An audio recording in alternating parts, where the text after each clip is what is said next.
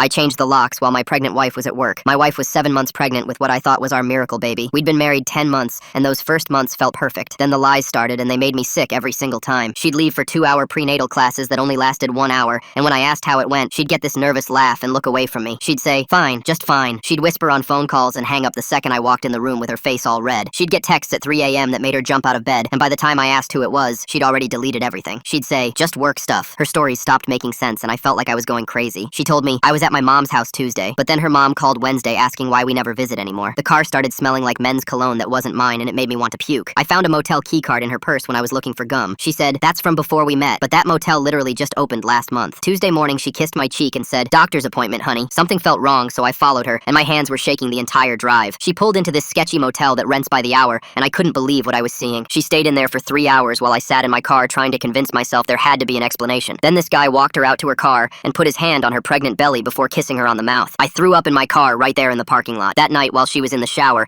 I went through her purse and found a burner phone hidden in her makeup bag. There was only one number saved, and the texts made me feel like I was reading my own death sentence. They said things like 4 weeks left, and he's getting suspicious, and the pills are ready, and after the baby comes. I didn't understand what pills they were talking about, or why they had to wait until after the baby. Next morning, she said, off to work, but she'd been on maternity leave for a month already. After she left, I opened her laptop and found life insurance applications in her email trash. They were for me, $2 million, with my signature on them, but I never signed anything. The beneficiary was someone named Michael, and I had no idea who that was. Then I found flight confirmations for 2 tickets to Mexico departing right after our due date, and neither ticket had my name on it. I searched Michael on Facebook and found him talking about his wife who died of a heart attack at 29 and how he collected $800,000 in insurance. Then I found articles about 2 other wives who died the exact same way. All young, all insured, all married less than a year. I found pharmacy receipts for something called Digitalis, which causes heart failure that looks like a natural heart attack. The text on her phone said, "Just like the others, and he won't know what hit him," and I realized they were going to kill me. I called my brother sobbing and said, "She's going to kill me." He said, "Get out now. I'm calling Detective Mills. He's been hunting this guy for 2 years." 5 o'clock comes, and I'm watching through the window as she pulls up singing to herself. Her key goes in the lock, but nothing happens, so she tries again harder and rattles the doorknob. She knocks and says, "Honey, my key's not working." She says it in this sweet voice like she wasn't planning to murder me. I stay quiet, and I can barely breathe from the panic. She pounds on the door and yells, "Open the door! Now!" So I open it, but block the doorway with my body. I ask, "Is it mine?" Her face completely changes. She says, "What are you talking about?" She's trying to play dumb. I ask, "The baby, is it mine?" I hold up her burner phone and say, "Michael's been worried," says, "You haven't answered." She goes white as a sheet and starts backing away from me like I'm the dangerous one. The police cars pull up right then, and she actually tries to run. They catch her in the driveway, and she's screaming while they cuff her. The detective tells me Michael had done this with 3 other women before her. The Digitalis was for my coffee tomorrow morning, and she'd been measuring doses with sugar packets to get it right. She got 30 years, and Michael got life without parole. The baby was his, and got adopted after being born in prison. I kept the house and put new deadbolts on everything. The detective called last week saying they found 2 more bodies, and she'd kept all 5 wedding rings as trophies.